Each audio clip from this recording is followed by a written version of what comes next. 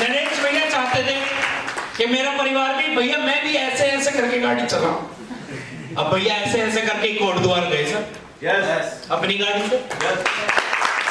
अपने लोगों को अचीवमेंट दिलवाना।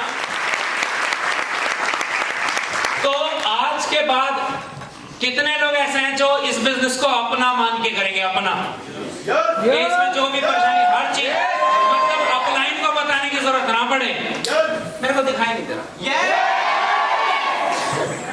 अपना मान के करेंगे। लिस्ट बनाने की जिम्मेदारी किसकी?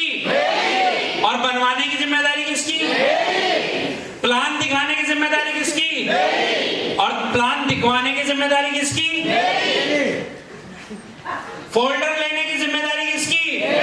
और फोल्डर देने की जिम्मेदारी किसकी? सेफ्टी पे करें अपलाइन। अगर टीम को कोई भी फायदा होता है वो किसका?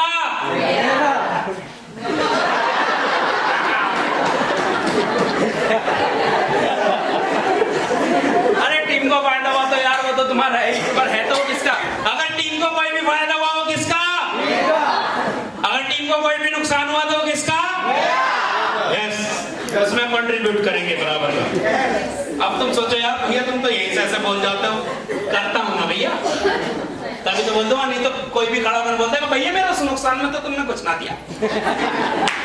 भरता है ना भैया, तभी तो करता है ना। तो आज के बाद अपना बिजनेस मानो। अगर चेक नहीं बना तो रात को 9 बजे सोने की जिम्मेदारी किसकी?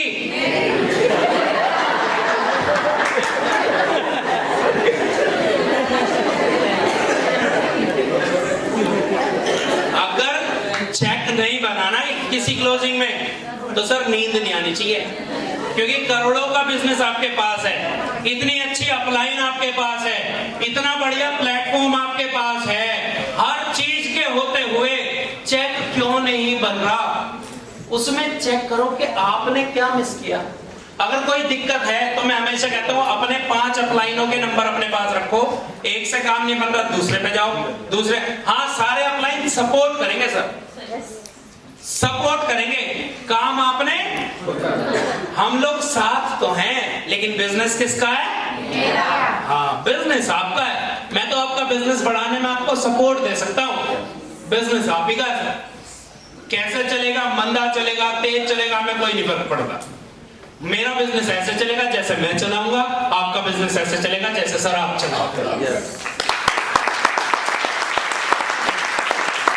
और जिसको भी टीम में लाओ, अगर आपने ये सोच लिया ना कि मैं इसके साथ जिंदगी भर रहूंगा, तो सर आपका और उसका एटीट्यूड अलग रहेगा। कभी जिंदगी में आप चीटिंग नहीं करोगे। नुकसान होगा तो क्या करोगे?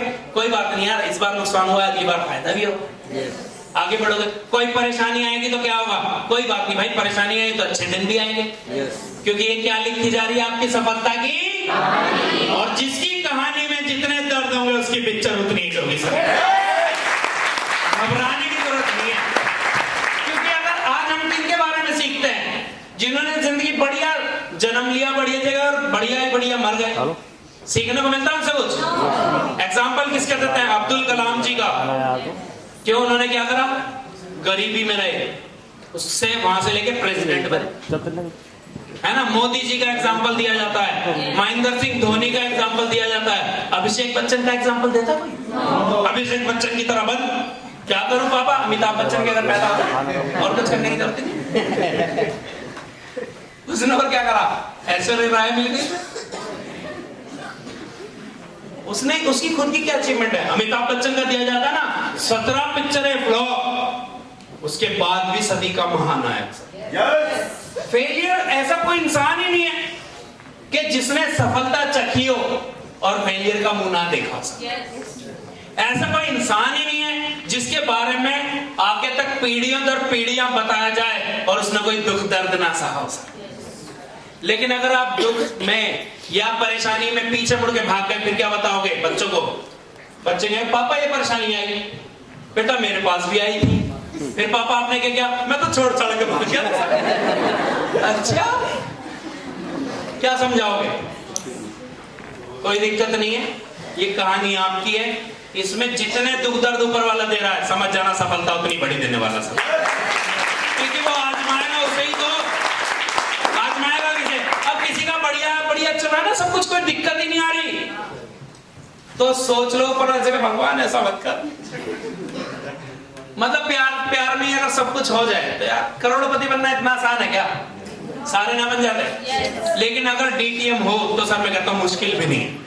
करना क्या है, ईमानदारी से काम करो, किसी से गलत कमिटमेंट मत करो, क्योंकि मैनेजमेंट की तरफ से साफ आ गया है, अगर किसी को भी ये कमिटमेंट किया गया कि तेरे को करना कुछ नहीं है, अगर किसी को भी कोई फेक प्रॉमिस किया गया तो सर मैनेजमेंट साथ नहीं है। और मैं कह रहा हूं सर आपकी अपलाइन भी आज के बाद आपके साथ नहीं है। Clear point. अब तक क्या करते थे, हम फेवर ले लेते थे अपनों का, सर अब नहीं, क्योंकि मैनेजमेंट के साथ बैठ के भी बात हुई, लोग वाकई गलत कर रहे हैं, लोगों को जोड़ने के लिए बहुत कुछ गलत चल रहा है। तो मैं कहता हूं चाहे बात कहीं भी चल रहा हो, अपने मेरिट की बात नहीं कर रहा हूं, मेरिट में शुरुआत भी नहीं करेंगे हम इसे। बाहर जो मर्जी जैसे मर्जी चल रहा हो, मैंने कहा सर मेरिट नंबर 1 था, नंबर 1 है और नंबर 1 रहेगा, क्योंकि गलत का साथ आप तो दोगे ही नहीं। सर हम ही नहीं देंगे तो आप तक बात ही नहीं आई। अगर कोई किसी भी ब्याह पे लेके आता है तो भैया हम तो सामने वाले को भी बिठाएंगे और आपको भी बिठाएंगे और आप आपस में देखो, अगर आपने गलत कमिटमेंट करके कुछ भी लिया है तो सर आप भरोगे, हम नहीं। अब एक रिक्वेस्ट है भैया से, शेंटी भैया से, जो मैंने रिव्यू लिए, सुपर ट्रेनिंग के बारे में पता है? yes. कितने लोग ऐसे हैं जिन्होंने वहां से आने के बाद अचीवमेंट ली? जोरदार तालियां सभी अच्छी बात। अभी भैया ने ना वहां पे एक फाउंडेशन लगा दी। हम तो चाह रहे हैं कि यहाँ पे 2-2, 3-3 महीने में लोगों के क्या कराएं, 6th लेवल कराएं, और फिर लोग फ्री में गोवा घूम के आए। 3 महीने में, 4 महीने में 6th लेवल। और वहां पे ट्रेनिंग कब होती है? 2 महीने में। 2 महीने में होती है ना। अब एक बंदा अगर हम आज ज्वाइन कराएं, कल ट्रेनिंग के बाद, उसको ट्रेनिंग कितने दिन बाद मिलेगी? ट्रेनिंग मिलेगी उसे 2 महीने। तो 6th लेवल कितने, अगर वो 3 महीने में कर सकता था तो कितने दिन में आएगा उसका 6th लेवल? 5-6 महीने में लेट हो जाएगा। तो भैया से ये रिक्वेस्ट है, आपकी सारी शर्तें मंजूर, लेकिन सर 3rd लेवल का बांध तोड़ना। उसमें उसकी कोई गलती नहीं है, वो आज ज्वाइन हुआ है। बताओ मुझे। हाँ आप ऐसा कर सकते हो कि एक आदमी जिसको ज्वाइन हुए 6 महीने हो गए, 3 महीने हो गए और उसका 3rd लेवल है, या जो ट्रेनिंग ले चुका है उसके बाद भी उसका 3rd लेवल है, तो सर आप उसको रख सकते हो। लेकिन हमारी आपसे हाथ जोड़ के विनम्र विनती है, सर आप ये बांध तोड़ो, क्योंकि एक से एक जिहादी लोग हमारी टीम में आ रहे हैं जो चाहते हैं 3-3 महीने में सर हम यहाँ पे 6th लेवल पर। क्योंकि मेरे नाम तो सर इतिहास रचे गए हैं और इतिहास रचे जाएंगे। क्या आप मेरे साथ हो? तो भैया से रिक्वेस्ट करें, बाकी डिसीजन तो बड़े भैया का ही होगा। मैंने तो अपना प्रस्ताव रखा है और हम तो हर खुशी में भैया के साथ हैं, हर गम में साथ हैं, क्योंकि हम तो सब जिंदगी भर एक साथ हैं। अब भैया ने तो करके दिखाया कि भैया देख रॉयल्टी के बाद भी मैं तुम्हारे बीच में बैठा हूं। अब कितने लोग ऐसे हैं जो रॉयल्टी के बाद भी कहेंगे कि भैया हम भी तुम्हारे साथ हैं। तो अगर भैया का साथ है उसके बाद भी रिकॉर्ड ना तोड़ेंगे तो सर बेकार है। अगर डीटीएम जैसी कंपनी होने के बाद, अगर माननीय श्री प्रदीप जैन जी जैसी एमडी होने के बाद, अगर उनके जैसी मैनेजमेंट होने के बाद, महिपाल भैया जैसी अपलाइन होने के बाद और रविंदर कुमार शेट्टी जैसी अपलाइन होने के बाद अगर हमारी अचीवमेंट नहीं आती तो सर इसमें किसी और को दोष देने की जरूरत नहीं है। एक बार चेक करो कि क्या मैं वो काम कर रहा हूं जिससे सफलता आती है, क्योंकि हम सब आपको सपोर्ट करेंगे। बाकी सर करना ना करना आपकी मर्जी है, बिजनेस चलना ना चलना आपकी मेहनत और आपकी किस्मत पे डिपेंड करता है सर। हम लोग आपको प्रोसेस बता सकते हैं, लिस्ट कैसे बनेगी बता सकते हैं, प्लान कैसे दिखाया जाएगा दिखा सकते हैं, बता सकते हैं। बाकी सर भूख किसे किसे लगी है? सबको लगी है?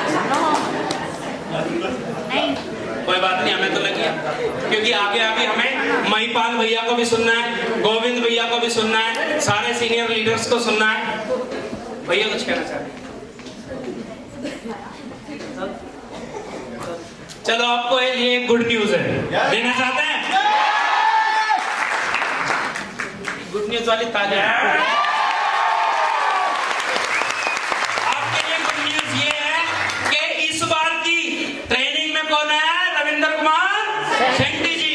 और अगली बार हरिद्वार की सुपर ट्रेनिंग में इस बार हमारे माननीय श्री प्रदीप जैन जी सर।